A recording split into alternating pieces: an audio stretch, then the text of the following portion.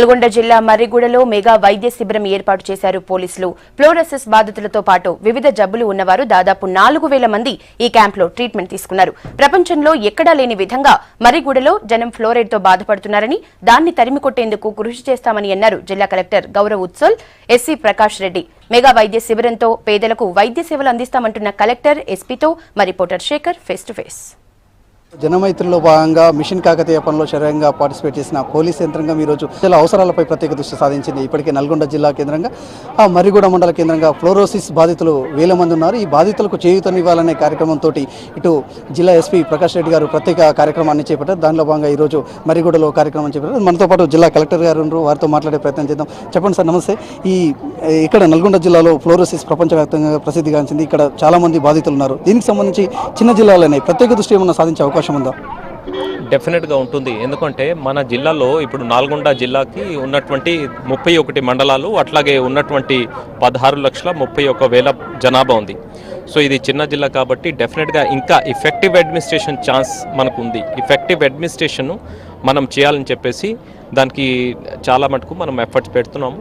Government instructions ప్రకారం ఇక్కడ ఉన్నటువంటి ఫ్లోరోసిస్ ప్రాబ్లంకి ఆల్రెడీ ఇంతకుముందు చాలా మంచి ప్రోగ్రామ్స్ ఉన్నాయి. ఇంతకుముందు చాలా స్టడీస్ కూడా జరిగినాయి. దానికి ఎక్స్ట్రా ఏం చేస్తున్నామంటే ఇప్పుడు అది ఆల్రెడీ నడుస్తున్నాయి. దానికి ఒక స్ట్రీమ్ లైన్ చేయడానికి డిస్ట్రిక్ట్ లెవెల్లో ఒక కమిటీ ఏర్పాటు చేస్తున్నాం. అంటే దీంట్లో ముఖ్యంగా ఏంటంటే జిల్లా అధికారులు, తర్వాత కొంతమంది ఎన్జిఓస్ ఉంటారు. వాళ్ళు ఏంటంటే టైం టు టైం గతంలో జరిగినటువంటి స్టడీసు, అట్లాగే ఇప్పుడు ప్రస్తుతం ఉన్నటువంటి problems time to time recommendation ఇస్తారు, ఇంప్లిమెంటేషన్స్ కూడా చూసుకుంటారు. మొత్తానికి ఇప్పటికీ జనమైత్రిలో భాగంగా మీరు ఎన్నో మిషన్ కాకతీయ పనులలో పార్టిసిపేట్ చేశారు. కానీ ఇప్పుడు ప్రజలకు సంబంధించి ఈ ఆలోచన మీకు ఎందుకు వచ్చింది? కొన్ని నల్గొండ జిల్లాలో చూస్తే కొన్ని 1000 మంది ఈ వైద్యం అందక చాలా ఇబ్బంది పడుతున్న సందర్భాలు ఉన్నాయి. వీళ్ళకి ఇంకా అంటే ముందు కూడా ఎలాంటి చేయూతనివ్వనున్నారు మీ పోలీస్ తరఫున?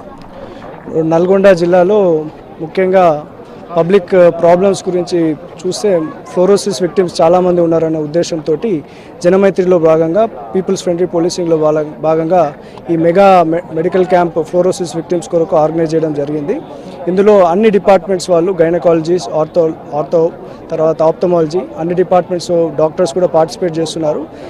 ఇంకా మున్ముందు కూడా నల్గొండకి ఉన్న సమస్యలు, ముఖ్యంగా female infanticide, female foeticide Devarakonda ప్రాంతంలో, దానిపైన కూడా తప్పకుండా జనమైత్రుల భాగంగా ప్రోగ్రామ్స్ నిర్వహిస్తాము.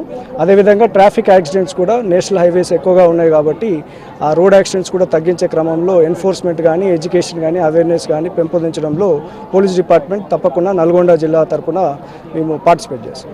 ముందు ఏమైనా ఫ్లోరోసిస్ గ్రామాలు మేజర్గా ఉన్న గ్రామాలను అడాప్ట్ చేసుకునే ఆలోచన ఏమైనా మీకున్నదా? ఫ్లోరోసిస్ ఎక్కడైతే ఇంకా కూడా డ్రింకింగ్ వాటర్ ప్యూరిఫైడ్ లేదో అవన్నీ కూడా ఐడెంటిఫై చేస్తున్నాము.